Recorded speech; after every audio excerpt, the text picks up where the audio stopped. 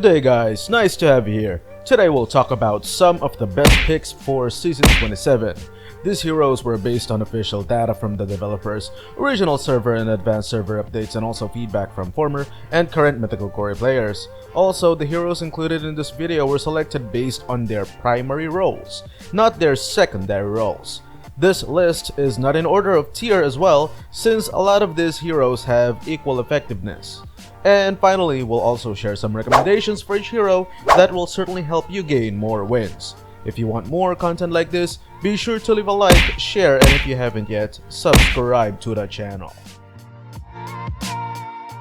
Joy is an extremely broken hero because of her ability to burst down enemies while having high survivability because of her control immunity and shield effects. Her second skill is what makes her a very powerful hero, so make sure to prioritize that over her first skill and get her second skill as early as level 1. She is alright on any lane but really shines best as a jungler. Karina is one of the most versatile assassins that can be effective regardless of build path. Whether that's burst magic or a combination of magic power and defense is really up to your playstyle and lineup. She is most effective against heroes that rely on basic attacks because of her first skill that allows her to block all basic attacks back to the attacker.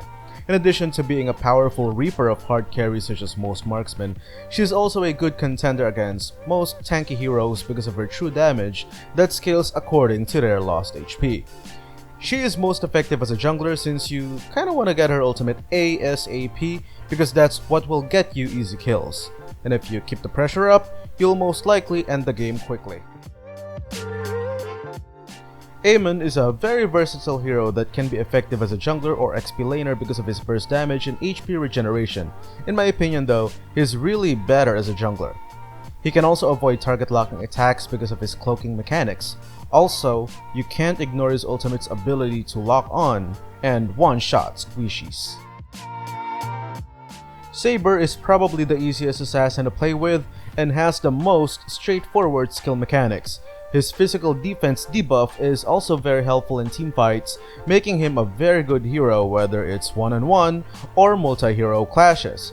To make matters worse for a lot of his enemies, his ultimate keeps his target airborne and helpless for more than 1 second while dealing tremendous damage, which in most cases kills the enemy instantly. Fanny is a surefire addition to this list. Let's all be honest, unless our team has any good picks against Fanny such as multiple stun locks or suppression, it will be a difficult match, especially if the Fanny player knows what they're doing. In the hands of a new player, she is close to useless, but in the hands of an experienced player and someone who is driven to win the game quickly, she is deadly. Her mobility is second to none and is arguably one of the strongest, if not the strongest assassins during the early game. To make matters worse for enemies, she is also not reliant on items, which means she can start killing enemies effectively as early as level 2. Lancelot, in my opinion, will never be considered a weak assassin. He is a well-rounded assassin that has extremely good mobility, damage output, range, and survivability thanks to his skill set that provides immunity to all types of damage and control effects. Ling is the easier to play version of Fanny, but a bit more reliant on items. His mobility is also one of the best in the game, which makes him an ideal reaper, eliminating the chances of escaping.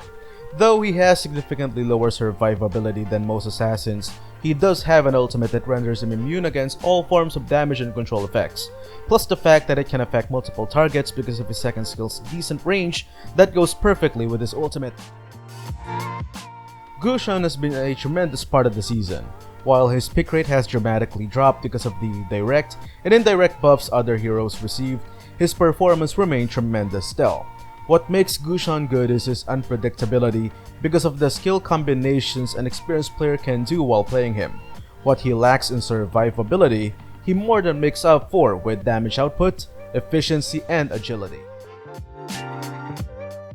Selena is still a very vital part of the game because of her ability to stun enemies for a long period of time. It does require high IQ and good player control for her to be effective though, but if played with such skill and knowledge, she is capable of derailing the opposing team's rhythm.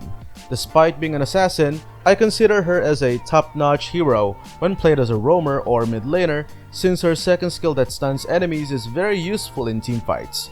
Remember though, if you're going to play her as a roamer, you have to make sure that your team has at least one tank hero that can soak in some of the damage from your enemies.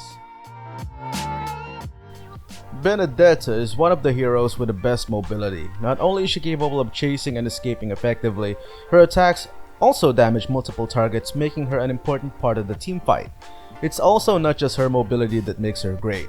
Same as most of the assassins in this video, she also has abilities that render her immune to control effects, including damage. She does need a lot of practice for some players though, but once you get used to her unique skill set, your odds of winning the game will tremendously improve.